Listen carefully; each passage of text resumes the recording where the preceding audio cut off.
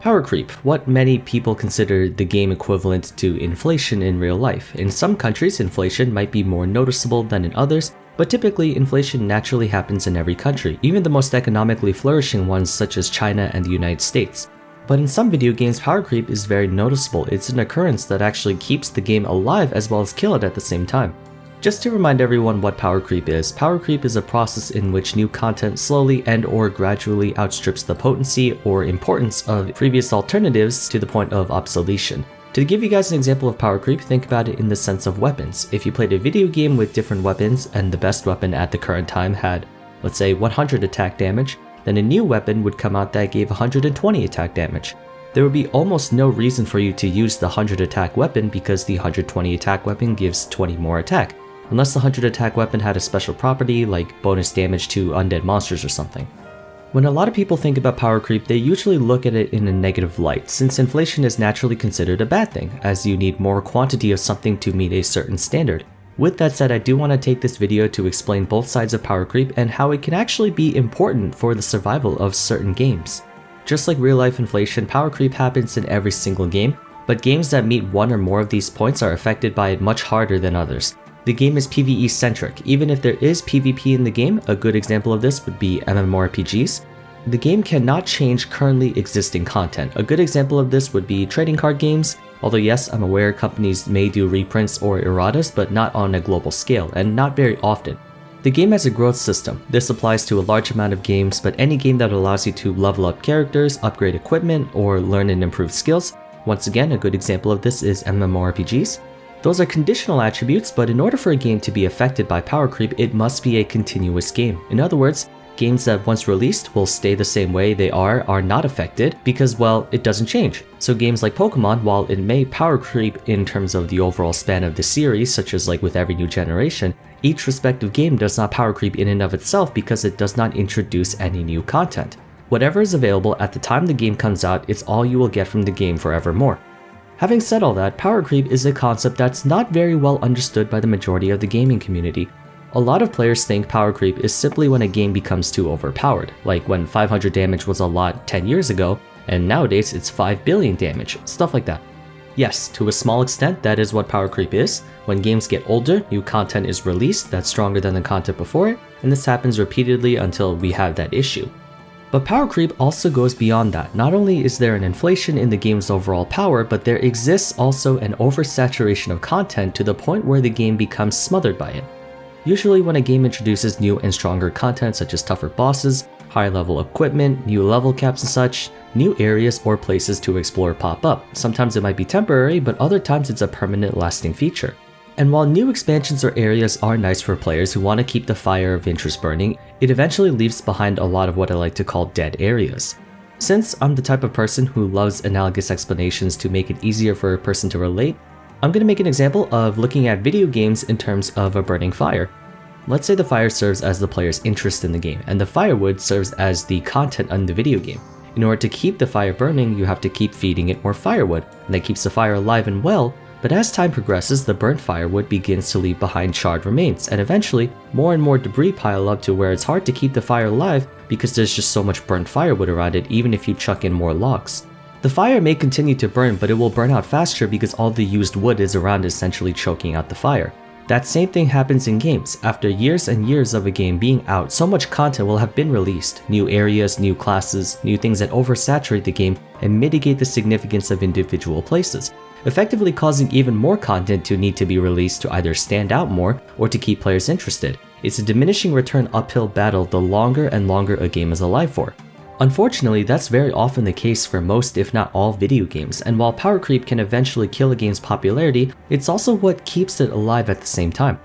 In a sense, it's like Tony Stark's arc reactor in Iron Man 2. It prevented shrapnel from reaching his heart by acting as a kind of magnet, but at the same time, the usage of the arc reactor was poisoning his blood. In other words, by trying to stop something from killing him, it was creating something that was also killing him. Power creep is an exponential factor in video games because it ties in with both the player's psychology and video game's overall sense of progression. What I mean by this is that if you played a video game where currently the most powerful weapon has an attack power of, let's say, 100 again, and if a new weapon came out with 150 attack power, it will be a very sizable increase in strength. Players will try really hard to make that push to grab the 150 attack weapon because proportionally speaking, the new weapon is 50% or 1.5 times stronger than the existing one. The weapon's total attack power only went up by 50, and 50 is not, the largest number in the world, but in comparison to what exists already, it's a huge jump.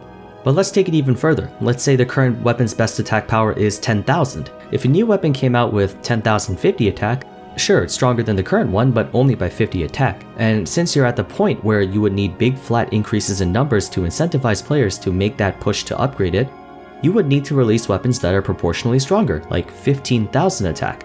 No one would care about a weapon that only gave 50 more attack if it's a 10,000 attack weapon they already have, as that's only a 0.5% or 1.005 times increase, which is extremely negligible unless players are min-maxing. Putting it bluntly, for most video games affected by it, power creep is a slow-spreading virus that eventually will kill a game. Not in the sense of breaking a video game by having too much data and causing it to crash, but certain players will eventually feel like improvements matter too little at a certain point. In my 2 previous videos, I mentioned that progression is the single biggest driving factor in almost all players when it comes to why they enjoy video games. Humans naturally push themselves to continue evolving. I'm gonna say this over and over again in every video that has this topic. Perhaps not in the long run in terms of genetics and such, but more being better than they were the day before. You grind to get that 50 attack weapon and you feel good when you get it, but then you want to go after that 100 attack weapon, and when you get it you feel good, but then you want to go after the 200 attack weapon, so on and so forth. We're constantly trying to reach the next step. In order for video game companies to keep players enticed and interested in a game, in order to keep that fire burning, they have to keep feeding us more content. They have to add new things or change new things to a game constantly. New patches, new classes, new content, new items, new bosses, so on and so forth. And by responding to the player base's desire for more, power creep takes effect. If companies release content that's of equal or lower in difficulty or power as content that already exists, players will not care about it and will not go after it for the most part. Why would a lion go after a mouse when it can go after an antelope? Why care about an 80 attack weapon when you can go after a 100 attack one? In order to entice us, the players, they have to give us more interesting or more rewarding content to play. Since our standards have risen, so must the content, and as a result, they'll eventually keep feeding us more and more content that's stronger than the ones before it, until eventually players become desensitized by the hyperinflation of a video game, thus causing us to lose interest and quitting the game to find something else. As unfortunate as it sounds, this is a very common occurrence. It's a catch-22. In order to keep the players interested, you have to feed them better content, but by doing so, it eventually leads to a game's ruin. In order to stop power creep from hyperinflating, you can't release stronger content, but by doing so, it causes players to get bored because there's nothing else to progress through the game. Of course, that's not exclusive to just those types of games. Almost no video game or video game series will last forever. For all we know, even Mario may be a thing of ancient history after a few decades. Just like how with age people will all die, all games will die out too. But for games where power creep exists, they die exceptionally quickly. In fact, games like those are lucky enough to last even 10 years. If you can survive that long, you've either managed power creep really well, or you found other ways to give players the incentive they need to stay with your game. In a way, it is a necessary evil. While players complain about how games get overpowered, quote unquote, they don't notice that power creep actually is important in video games to some extent. It's just sad that basic human instinct is what prevents video games from lasting 5 or even 1 year. Now, like I said before, power creep isn't just about higher numbers and such, it's also an oversaturation of content. The reason why PvP games can withstand the test of time much longer than PvE games is because they have zero-sum balancing, while PvE games have infinite sum balancing. But even PvP games are not immune to power creep. Take a game like League of Legends. More and more champions are being released every year, and gameplay continues to update. As more champions get released, more intricate and complex mechanics are introduced, and as older champions are updated, they get retrofitted with these new mechanics. A long time ago, in its early days, League of Legends champions used to have very linear and one-dimensional playstyles. Now, new champions coming out along with old champions being reworked are having more and more depth to their abilities and attributes, which to many is good. It's more interactive, but eventually this will catch on. So needless to say, no updating video game is spared by power creep. Though I actually kind of like it this way, video games are not meant to last forever. In fact, that's what makes them fun.